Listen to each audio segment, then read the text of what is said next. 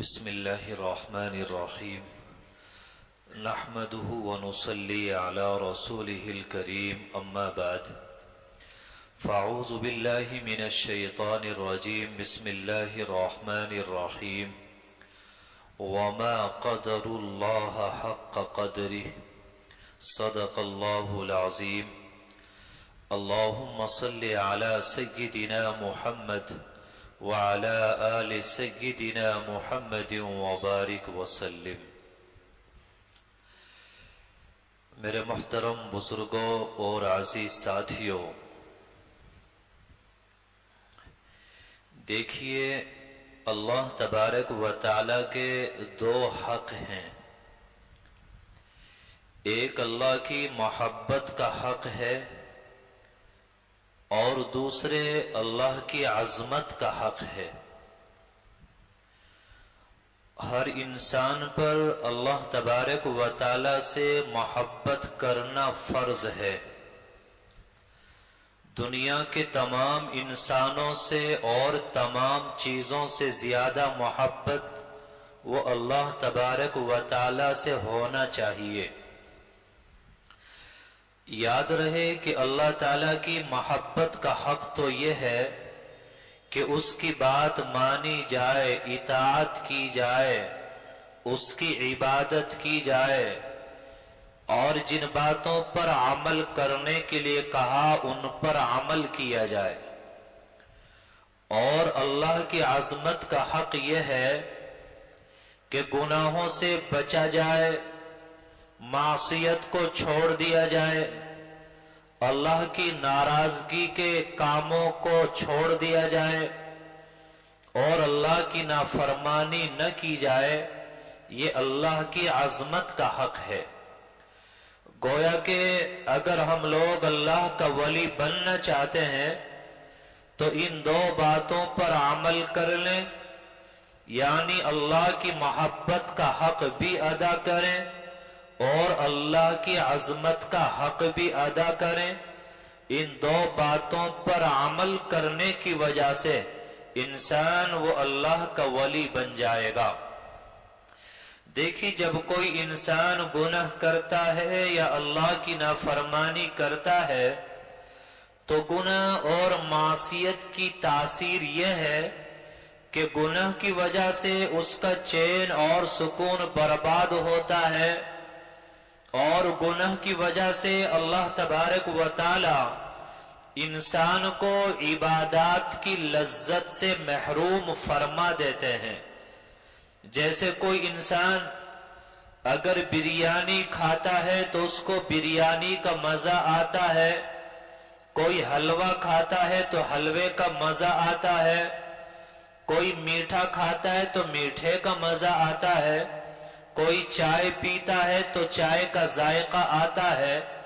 اگر کوئی تندرست اور صحت مند انسان ہے، وہ بریانی کھا رہا ہے، ذائقہ نہیں آ رہا ہے، چائے پی رہا ہے، ذائقہ نہیں آ رہا ہے، تو اس کا مطلب یہ ہے کہ اس کی قوت ذائقہ بگڑ چکی ہے، اس وجہ سے اس کو کسی چیز میں مزہ نہیں آ رہا ہے۔ اسی طریقے سے سمجھ لیں کہ اگر ہم لوگ نماز پڑھ رہے ہیں اور نماز میں مزہ نہیں آ رہا ہے، قرآن کی تلاوت ہے لیکن مزہ نہیں آ رہا ہے، اللہ کا ذکر ہے سکون نہیں مل رہا ہے، اللہ سے دعائیں کر رہے ہیں، آنکھوں سے آنسو جاری نہیں ہو رہے ہیں، تو یہ اس بات کی پہچان ہے کہ ہمارا دل وہ بیمار ہے۔ جیسے انسان جسمانی اعتبار سے بیمار ہوتا ہے تو ڈاکٹر کو دکھاتا ہے، تو جب قرآن میں مزہ نہ آئے، نماز میں مزہ نہ آئے، آہو فغا کرنے میں مزہ نہ آئے، تو اس کا مطلب یہ ہے دینی اعتبار سے بیمار ہے اور اس کو کسی اللہ والے کی صحبت کی ضرورت ہے جہاں اس کے باطن کا علاج ہو سکے اور اس کے دل کا علاج کیا جا سکے۔ جیسے آپ کھانا کھائیں آپ کو ذائقہ نہ آئے تو آپ کو چاہیے آپ دکھائیں، ڈاکٹر سے علاج کرائیں، لیکن کھانا بھی کھاتے رہیں. اگر آپ نے کھانا کھانا چھوڑ دیا تو ویسے مر جاؤ گے. اسی طریقے سے اگر نماز میں مزہ نہیں آ رہا ہے، قرآن کی تلاوت میں لذت نہیں آ رہی ہے، تو گویا کہ باطنی اعتبار سے آپ بیمار ہیں، لیکن نماز نہ چھوڑیں، قرآن نہ چھوڑیں، اللہ سے مانگنا نہ چھوڑیں، اپنا علاج بھی کراتے جائیں اور یہ نیک اعمال بھی کرتے جائیں. اگر مزہ نہیں آتا، اس وجہ سے نیک اعمال کو چھوڑ دیا تو اور بہت زیادہ نقصان ہو جائے گا اور انسان کی روحانی اور ایمانی موت واقع ہو سکتی ہے. تو ان چیزوں سے اپنے آپ کو بچانا چاہیے. آج ہم لوگ کہتے ہیں کہ دعاؤں میں لذت نہیں آتی، نمازوں میں سکون نہیں ملتا، قرآن کی تلاوت کرتے ہیں حلاوت میسر نہیں ہوتی. تو یاد رکھنا، گناہ کے ساتھ میں انسان کو عبادات کی لذت حاصل نہیں ہو سکتی. پہلے گناہ چھوڑیں، پھر اللہ کے سامنے سجدہ کریں. گناہ چھوڑ کر نماز کی طرف جاؤ، گناہ چھوڑ کر سجدہ کرو، گناہ چھوڑو پھر اللہ سے دعا مانگو. پھر دیکھنا سجدے کی کیفیت بدل جائے گی اور دعاؤں کی لذت میں اضافہ ہو جائے گا اور اللہ کا قرب اور اللہ کی محبت وہ اپنے دل کے اندر آپ لوگ محسوس کریں گے. یاد رکھنا کہ گناہ کے ساتھ میں، اللہ کی نافرمانی کے ساتھ میں انسان اس دنیا کے اندر چین اور سکون کی زندگی نہیں گزار سکتا. سکون الگ چیز ہے اور سامان سکون الگ چیز ہے. ایک آدمی ہے گناہ میں لگا ہے، اللہ کی نافرمانی میں لگا ہے، اس کے پاس کباب بھی ہے، شراب بھی ہے، شباب بھی ہے، دنیا کا مال و دولت بھی ہے، ہر طرح کے اسباب اس کے پاس موجود ہیں، لیکن آپ معلوم کریں آیا دل کے اندر سکون بھی ہے یا نہیں. معلوم ہوگا دل کے اندر سکون نہیں ہے، کیونکہ گناہ کے ساتھ اس دنیا کے اندر سکون مل ہی نہیں سکتا. جیسے ایک بزرگ فرماتے ہیں کہ میں ایک جگہ مہمان بن کر گیا، تو جب میزبان کے یہاں پہنچا تو لمبا چوڑا ایک مکان نظر آیا، خوبصورت. اللہ نے ان کو مکان عطا کیا، دنیا کے عیش کے اسباب ان کو عطا کیے. فرماتے کہ کھانا کھایا، کھانا کھانے کے بعد گھر کے افراد میرے پاس آ کر بیٹھ گئے، بات چیت شروع ہوئی. جب انہوں نے اپنی پریشانی بتائی کہ دن میں سکون نہیں، رات کو نیند نہیں آتی، ہر کوئی پریشان، ٹینشن اور ڈپریشن میں نظر آیا، ہر کوئی حالات کا مارا ہوا نظر آیا. فرماتے ہیں کہ میرے دل کے اندر یہ بات آئی کہ بعض مرتبہ گناہوں کی وجہ سے ایسا ہوتا ہے کہ انسان کے منہ کے اندر کباب ہوتا ہے اور دل کے اندر اللہ کا عذاب ہوتا ہے. پھر انسان تمنا کرتا ہے کہ کاش میرے منہ کے اندر سوکھی روٹی ہوتی لیکن دل کے اندر سکون ہوتا. جب انسان گناہ کرتا ہے تو چین اور سکون برباد ہو جاتا ہے. ایک چیز اللہ کی عبادت ہے، اللہ کی محبت ہے، اللہ کا قرب ہے. ان چیزوں کے ساتھ میں انسان کو ہر لمحہ سکون ملتا ہے. وہ جاگ رہا ہے تو بھی سکون میں ہے، سو رہا ہے تو بھی سکون میں ہے، بیمار پڑ گیا تو بھی سکون میں ہے، کاروبار چل رہا ہے تب بھی سکون میں ہے، پریشانی آ گئی تب بھی سکون میں ہے، کیونکہ اللہ کی عبادت میں لگا ہے، اللہ کی محبت اس کو ملی ہے اور اللہ کے قرب کے ساتھ میں یہ زندگی گزار رہا ہے. تو پھر اللہ اس کو پرسکون زندگی عطا فرما دیتے ہیں. آج ہم پرسکون زندگی چاہتے ہیں، گناہ نہیں چھوڑتے. آج عافیت چاہتے ہیں، گھروں میں محبت اور پیار چاہتے ہیں، دل اور دماغ پرسکون چاہتے ہیں، لیکن گناہ چھوڑنے کے لیے تیار نہیں. اللہ کی نافرمانی سے باز آنے کے لیے हम लोग तैयार नहीं। जरा सोचो कि हमारी जो हालत है, हम जिन गुनाहों में लगे हैं, अल्लाह की नाफरमानी में लगे हैं, और आज हमारे दिल की जो हालत है, ईमानदारी से बताओ क्या इस हालत में हम अल्लाह के सामने पेश हो सकते हैं? क्या ये दिल लेकर अल्लाह के हुजूर जा सकते हैं? क्या जो आमाल हम कर रहे हैं, इन आमाल के साथ में अल्लाह के सामने खड़े हो सकते हैं? तो हमारी तैयारी क्या है? जहन्नम से बचाने की कितनी फिक्र है, गुनाहों को छोड़ने की कितनी फिक्र है, नेक अमाल करने का ज़ौक़ और शौक वो हमारे दिलों के अंदर कितना है, अल्लाह की नाफरमानियों से हम लोग अपने आप को कितना बचा रहे हैं। अगर आप बाथरूम के अंदर जाएं, गुस्ल खाने के अंदर जाएं, आप गुस्ल करने लगे, आपने टंकी चलाई, गर्म पानी लिया, आपने चेक न किया कि पानी ठंडा है, नॉर्मल है या गर्म है, आपने अचानक गर्म पानी लिया और सर के ऊपर डाला। ईमानदारी से बताओ कि क्या ये गर्म पानी हम लोग बर्दाश्त कर सकते हैं? तो जब गुनाह करके दुनिया से जाएंगे, अल्लाह की नाफरमानी करके जाएंगे, वहां खोलता हुआ पानी ऐसा डाला जाएगा, सर का मगज बाहर आ जाएगा, आंत ओजड़ी पिघल कर बाहर आ जाएगी। तो बतलाइए उससे अपने आप को बचाने की हमारी क्या तैयारी है, हमारी क्या फिक्र है? एक तालिब इल्म का किस्सा आपको सुनाता हूं। एक तालिब इल्म एक मस्जिद के अंदर रहता था। चुनांचे इत्तिफाक से वो रात में मुताला कर रहा था कि उस महल्ले में फसाद हो गया, झगड़ा हो गया। तो अचानक एक मुसलमान नौजवान औरत वो मस्जिद के अंदर आई और आकर बताया कि बाहर हालात खराब हो चुके हैं, अगर मैं बाहर निकली जान का भी खतरा है, इज्जत का भी खतरा है, मैं आज रात को यहां ठहरना चाहती हूं। वो तालिब इल्म मजबूर हो गया। उसको कहा कि मस्जिद का वुजू खाना फुला जगह, वहां जाकर बैठ जाओ, वक्त गुजार लो। वो तालिब इल्म मस्जिद के कोने में बैठकर मुताला करने में मशगूल था। लाइट नहीं होती थी, मोमबत्ती या चिराग जलाए हुए था।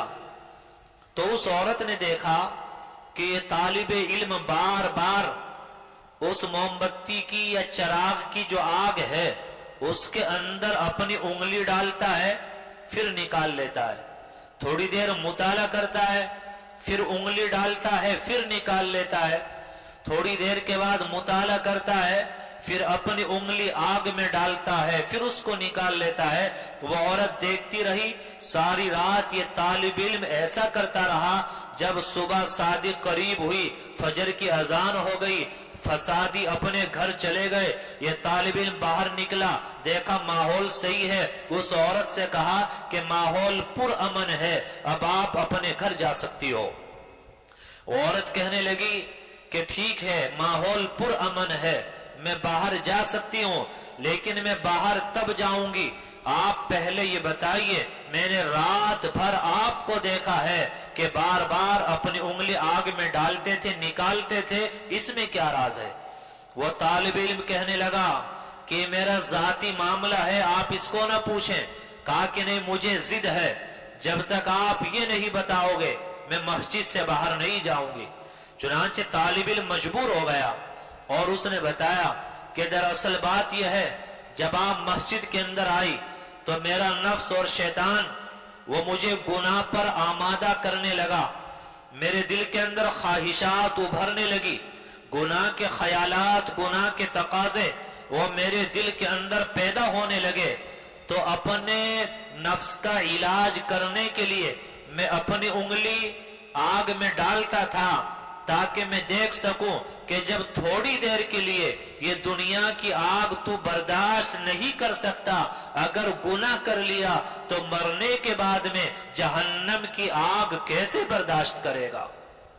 तो जिनको अल्लाह गुनाहों से बचाता है, जो गुनाहों से बचना चाहते हैं, तो अल्लाह तबारक व तआला ये हिकमत की बातें उनके दिल और दिमाग के अंदर डाल देते हैं और वो गुनाह से बचने के लिए हर तरह का हीला और बहाना तलाश करते हैं।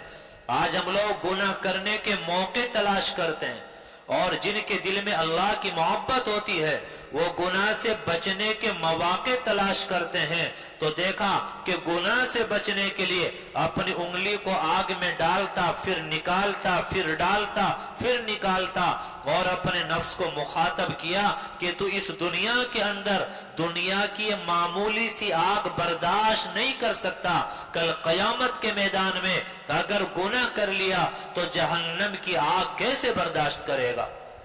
تو اس طریقے سے اپنے آپ کو کس سے بچایا؟ گناہ سے بچایا، اللہ کی نافرمانی سے بچایا، اللہ کی ناراضگی کے کام سے اپنے آپ کو بچایا۔ آج ہم اپنی حالت کا جائزہ لیں، ہم دن بھر گناہوں میں لگے ہیں، اللہ کی نافرمانی میں لگے ہیں، ہم لوگ معصیت میں ڈوبے ہوئے ہیں، چاہتے ہیں سکون مل جائے، چاہتے ہیں کہ زندگی عافیت کے ساتھ گزر جائے، اور چاہتے ہیں حالات اور پریشانی نہ آئے۔ یاد رکھنا گناہ کے ساتھ میں انسان سکون کے ساتھ زندگی نہیں گزار سکتا۔ تو گناہوں سے بچنا ضروری ہے، اللہ کی نافرمانی سے بچنا ضروری ہے، اور اس کے لیے 3 باتیں ضروری ہیں۔ ایک یہی بات جو آپ کو بتائی گئی کہ گناہ سے اجتناب کیا جائے، دوسرے معمولات پر دوام ہو، 24 گھنٹے میں سے تھوڑی دیر کے لیے 15-20 منٹ ہم خالص تنہائی میں اللہ کے لیے نکالیں۔ آپ ہر ہفتہ آتے ہیں، آپ مجلس میں شریک ہوتے ہیں، یہاں جو ذکر کرایا جاتا ہے تو 15-20 منٹ کے لیے آپ تنہائی میں بیٹھیں، آپ ذکر کریں، اللہ سے اپنا تعلق جوڑیں، اللہ سے اللہ کی محبت کو مانگے، اللہ کے قرب کو مانگے، اللہ سے تقوی مانگے۔ اللہ سے دنیا مانگتے مانگتے زندگی گزر گئی، اب اللہ سے اللہ کی محبت مانگے، نیک اعمال کا ذوق اور شوق مانگے، اللہ سے کہیں اے اللہ ہمیں گناہ سے بھی بچائیے، گناہ کے مواقع سے بھی بچائیے، اور ہمیں غفلت سے بھی بچائیے، اپنی محبت اور اپنی معیت کا استحضار اے اللہ ہمیں عطا فرما دیجئے۔ تو گناہوں سے بچا جائے۔ نمبر 2 معمولات کی پابندی کی جائے۔ نمبر 3 اللہ والوں کی صحبت اختیار کی جائے۔ مولانا رومی رحمت اللہ علیہ، ان کے شیخ ہیں شمس الدین تبریزی رحمت اللہ علیہ۔ یہ شمس الدین تبریزی رحمت اللہ علیہ بڑے اونچے درجے کے اولیاء اللہ میں سے تھے، بڑے صاحب کرامت بزرگ تھے۔ ان کے بارے میں آتا ہے کہ کرامت ایسی تھی کہ اگر مچھلی کھانے کو دل چاہتا تو مچھلی پکڑتے، سورج کی طرف کرتے، ہاتھ ہی میں وہ بھن جایا کرتی اور اس کو کھا لیا کرتے تھے۔ اللہ کی عشق اور محبت کی بڑی خطرناک آگ وہ ان کے دل کے اندر لگی ہوئی تھی۔ اب جو لوگ ان کو بزرگ سمجھتے تھے، اللہ والا سمجھتے تھے، وہ لوگ ان کے پاس آتے، کوئی مقدمہ لے کر آتا، کوئی کہتا تجارت ٹھپ ہو گئی ہے آپ دعا فرما دیں، اور کوئی کہتا کہ جی اولاد پریشان کر رہی ہے دعا فرما دیں، کوئی کچھ کہتا، کوئی کچھ کہتا، یعنی لوگ آتے دنیا کے کاموں کے لیے آتے۔ اللہ کی محبت سیکھنے کے لیے، اللہ لینے کے لیے، اللہ سے تعلق قائم کرنے کے لیے کوئی نہیں آتا تھا۔ ایک مرتبہ دریا کے کنارے بیٹھے تھے، دل کے اندر یہ بات آئی، اے اللہ لگتا ہے کہ شاید اب میرا دنیا سے جانے کا وقت آ چکا ہے، اور آج تک کوئی بندہ میرے پاس ایسا نہیں آیا جو تیری محبت حاصل کرنے آیا ہو، تقوی حاصل کرنے آیا ہو۔ اے اللہ میرے دل میں جو آپ کے عشق اور محبت کی آگ لگ رہی ہے، کوئی بندہ مجھے ایسا دے دے کہ یہ آگ اس کے دل میں منتقل کر دوں۔ چنانچہ مولانا رومی رحمت اللہ علیہ یہ دریا کے دوسری طرف تھے، انہوں نے دیکھا ایک بزرگ بیٹھے ہیں، ان کی خدمت میں جانا چاہیے، ملاقات کرنا چاہیے۔ یہ مولانا رومی کون ہے کہ خوارزم کے جو بادشاہ تھے یہ ان بادشاہ کے نواسے ہیں۔ مولانا رومی رحمت اللہ علیہ جب چلتے تھے تو ان کے ساتھ ایک لشکر چلتا تھا، بڑے بڑے علماء ان کی سواری کی لگام پکڑ کر چلتے تھے. یہ خود بہت بڑے عالم بھی تھے. بڑے بڑے مناظرے کیے, بڑی بڑی تقریریں کرنا اور لوگوں کو راہ راست پر لانا, اونچے درجے کے علماء میں ان کا شمار ہوتا تھا. جب مولانا رومی رحمت اللہ علیہ شمس تبریزی رحمت اللہ علیہ کی خدمت میں پہنچے اور شمس تبریزی نے اپنے دل میں اللہ سے دعا کی, اللہ مجھے لگتا ہے کہ اس بندے کا سینہ ایسا ہے, اس میں ایسا دل ہے کہ میں اپنے دل کے اندر جو آپ کے عشق اور محبت کی آگ ہے وہ اس کے اندر منتقل کر سکتا ہوں. اللہ سے دل میں مانگا. مولانا رومی آئے اور کہا کہ میں آپ سے اصلاحی تعلق قائم کرنا چاہتا ہوں, بیعت ہونا چاہتا ہوں. تو شمس تبریزی نے تو ان کو اللہ سے مانگا تھا, اسی انتظار میں تھے.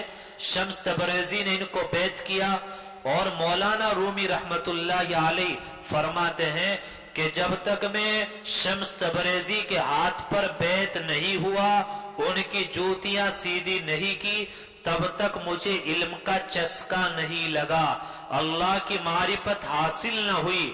نمازوں میں اور دعاؤں میں اور مناجات میں لذت حاصل نہ ہوئی.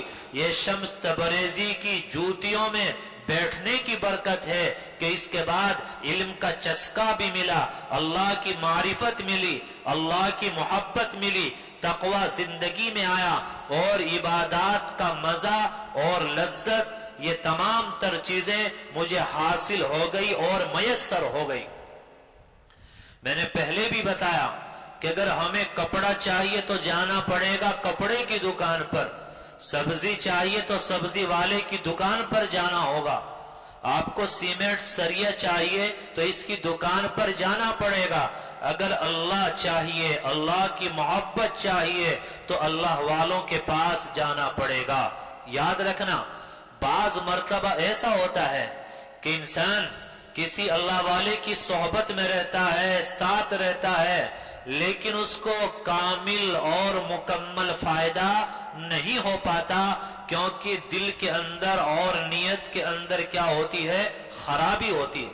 کبھی تو وجہ یہ ہوتی ہے کہ ہر وقت ساتھ رہنے کی وجہ سے اہمیت اور قدر کم ہو جاتی ہے. جب اہمیت اور قدر کم ہو جاتی ہے تو پھر اللہ تبارک و تعالی اس آدمی کو پاس رہتے رہتے بھی محروم فرما دیتے ہیں. اور کبھی کبھی ایسا ہوتا ہے کہ آدمی ساتھ رہ رہا ہے, صحبت اختیار کیے ہوئے ہے, اللہ والوں سے تعلق قائم کیے ہوئے ہے, لیکن نیت خراب ہے اور دل کے اندر چور ہے. دل کے اندر چور کیا ہے کہ بظاہر تو آئے اللہ کی محبت حاصل کرنے کے لیے, لیکن دل میں یہ چور بٹھا رکھا ہے کہ ان سے کوئی دنیاوی فائدہ بھی ہو جائے گا. کیسا فائدہ ہو جائے گا کہ بھائی اللہ والے ہیں, بزرگ ہیں, ان کے سفر ہوتے ہیں, دعوت ہوتی ہے تو شاید ساتھ جانے کا موقع ملے گا. ان کے تعلقات ہوتے ہیں, جو اللہ والے بڑے اونچے درجے کے اولیاء اللہ ہوتے ہیں, ان کی خدمت میں ہر طرح کے لوگ آتے ہیں, بڑے بھی آتے ہیں, چھوٹے بھی آتے ہیں, مالدار بھی آتے ہیں, غریب بھی آتے ہیں, تو تیرے تعلقات ہو جائیں گے اور ان کی وجہ سے تعلقات ہوں گے اور تجھے پھر دنیاوی کیا ہو جائے گا, فائدہ ہو جائے گا. یا اور کوئی فائدہ ذہن کے اندر ہوتا ہے, مثلا ہم کوئی کام کاروبار کرنا چاہیں, ہمیں کسی مارکیٹ میں دکان کرائے پر لینا چاہے, ہمیں نہیں ملتی, ان کی برکت سے کیا ہو جائے گی, تعلقات ہیں, ہمیں دکان کرائے پر مل جائے گی.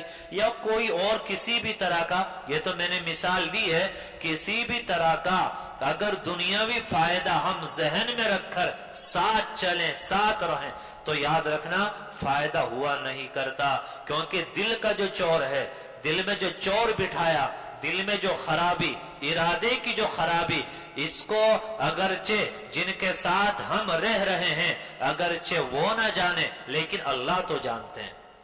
اللہ سے یہ باتیں چھپی ہوئی نہیں ہیں.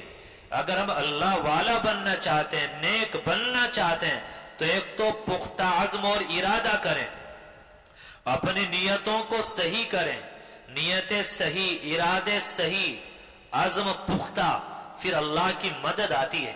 جب انسان سچے دل کے ساتھ اللہ کو چاہتا ہے تو اللہ تبارک و تعالی خود بخود راستے بنا دیا کرتے ہیں، پھر گناہ چھوڑنے نہیں پڑتے بلکہ گناہ خود بخود چھوٹ جایا کرتے ہیں، کیونکہ جو اکابرین ہیں، اولیاء اللہ ہیں، ان کے اصلاح کرنے کے طریقے مختلف ہوتے ہیں، الگ الگ طریقوں سے کیا کرتے ہیں؟ اصلاح کرتے ہیں۔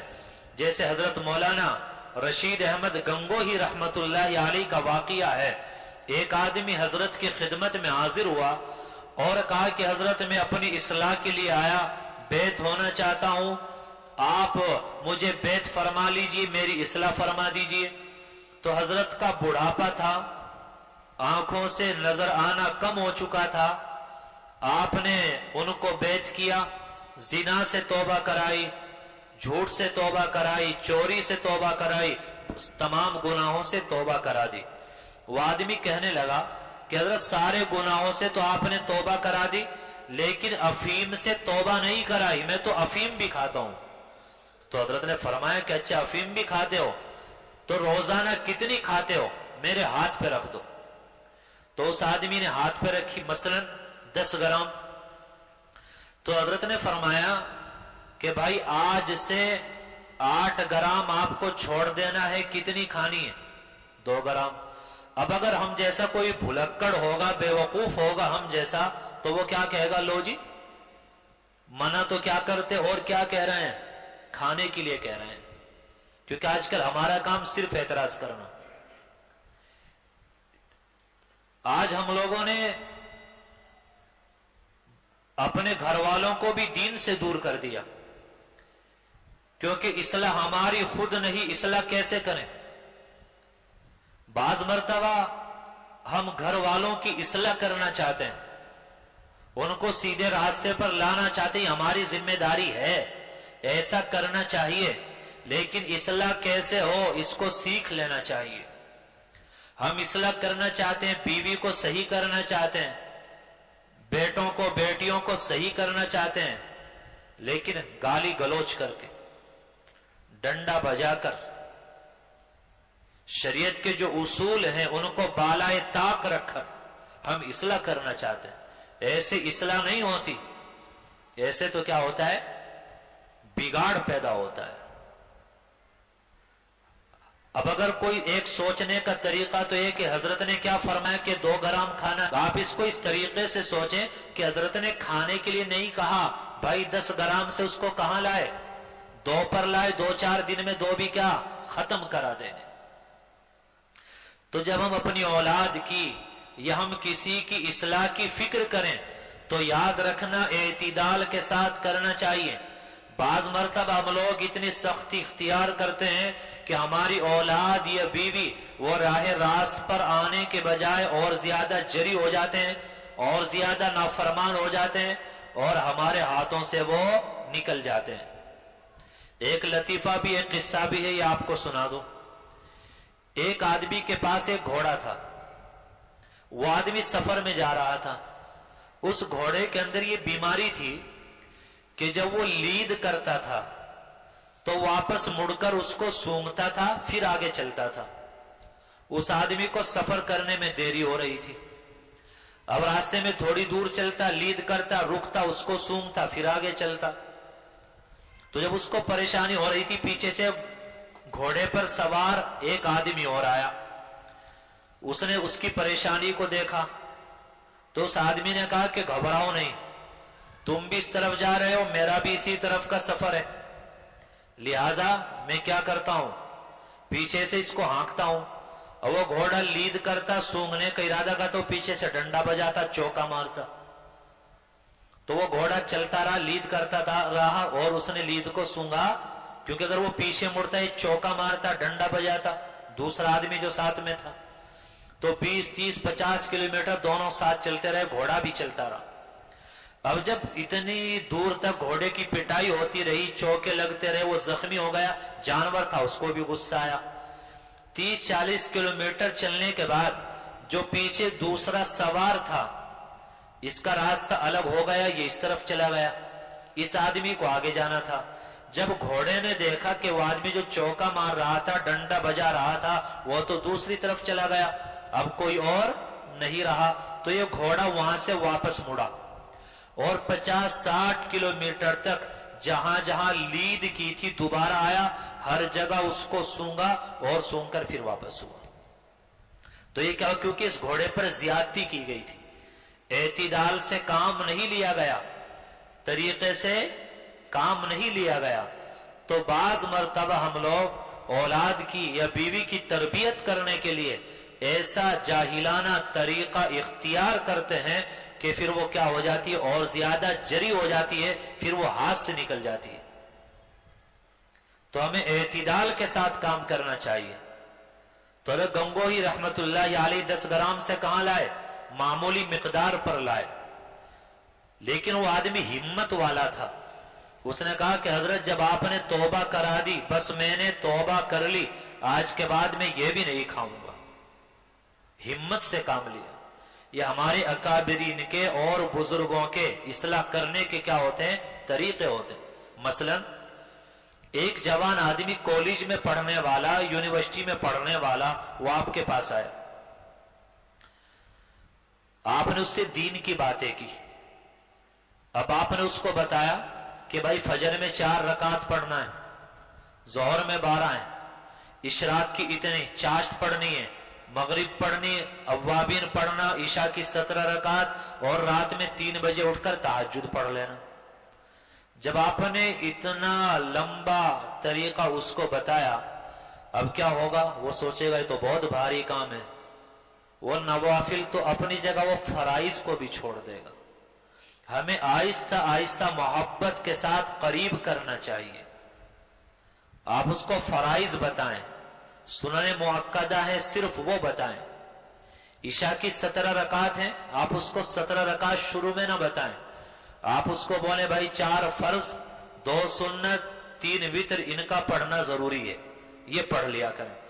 جب 4-5 روز وہ پڑھے گا، ذوق اور شوق حاصل ہو جائے گا، نماز کا مزہ اس کو مل جائے گا، پھر 17 سے بھی زیادہ رکعتیں پڑھنا اس کے لیے آسان ہو جائیں۔ ایک نوجوان لڑکا آپ کے پاس آیا، پینٹ شرٹ پہنے، داڑھی کٹائے، اب آپ کہہ رہے ہیں ارے پینٹ شرٹ چھوڑو، آج ہی داڑھی رکھو، آج ہی یہ کرو، آج ہی یہ کرو، تو کل کو آپ کے پاس آئے گا؟ جی وہ اس سے بھی جاتا رہے گا۔ یہ واقعہ میں نے پہلے بھی سنایا کہ حضرت مولانا الیاس کاندھلوی رحمت اللہ علیہ، ان کے پاس ایک خان صاحب آیا کرتے تھے، آپس میں تعلق دوستی تھی، خان صاحب داڑھی نہیں رکھتے تھے۔ تو حضرت نے ایک مرتبہ کہا کہ خان صاحب کیا بات ہے آپ داڑھی نہیں رکھتے، آپ داڑھی رکھ لیں۔ اس نے آنا چھوڑ دیا۔ جب وہ نہیں آیا تو حضرت نے فرمایا کہ بھائی غلطی ہم سے ہو گئی، ہم نے کچے توے پر روٹی ڈال دی۔ کچے توے پر کیا کہ ہم نے روٹی ڈال دی۔ تو حکمت کے ساتھ، محبت کے ساتھ، دعاؤں کے ساتھ ہمیں کام کرنا چاہیے۔ آپ کسی کی اصلاح کرنا چاہتے ہیں، کسی کو اللہ سے، مسجد سے، نماز سے، دینی کام سے جوڑنا چاہتے ہیں، خوب کوشش کریں، محنت کریں، لیکن تنہائی میں 2 رکعت پڑھ کر اس کے لیے اللہ سے مانگیں بھی، اس کے لیے اللہ سے دعا بھی کریں، اللہ کو منائیں بھی، پھر کیا ہو جائے گا؟ آسان ہو جائے گا۔ ہمارے اکابرین نے نہ جانے کیسے کیسے حالات میں کیا کی، اصلاح کی۔ ہم لوگ تو ذرا سی بات پہ بدگمان ہوتے ہیں، بدظن ہو جاتے ہیں۔ مثال کے طور پر آپ کے قصبے میں یا آپ کے محلے میں ایک آدمی وہ حرام کاروبار کرتا ہے، بس اس کا سودی کاروبار ہے یا اس کا کوئی اور کاروبار ہے۔ اب کسی اللہ والے نے یا آپ کی مسجد کے امام نے اس پر محنت کی، اور محنت کی برکت سے اس آدمی نے تمام گناہوں سے توبہ کر لی، حرام کاروبار سے بھی کیا کر لی؟ توبہ کر لی۔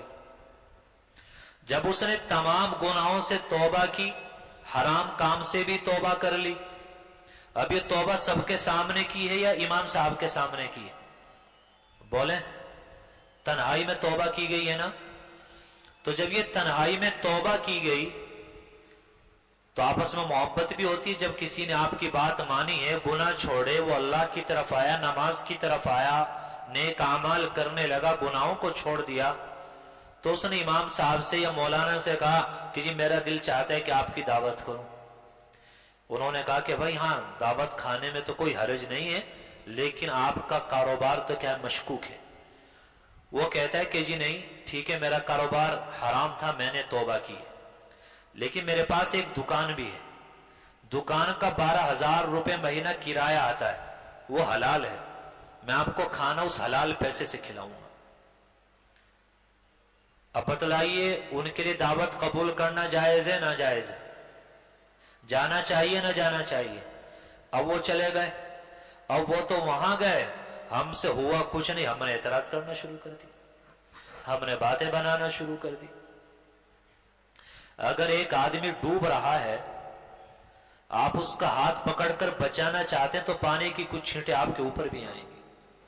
تو ہمارے اکابرین اپنی عزتوں پہ کھیل کر، بھئی عزت سے ہی تو کھیلنا ہے نا، ایک آدمی کو بچانے کے لیے وہاں گئے، اپنی بات منوا کر گئے، حرام سے بچ کر گئے، ہم سب اعتراض کر رہے ہیں، تو عزت داؤ پہ لگائی کس کے لیے؟ ایک کے لیے۔ تو جو حقیقی معنی میں اللہ والے ہوتے ہیں، جو تربیت یافتہ ہوتے ہیں، تو وہ اپنی عزتوں پہ کھیل کھیل کر دوسروں کے گھروں کو بچاتے ہیں، دوسروں کے ایمان کو بچاتے ہیں۔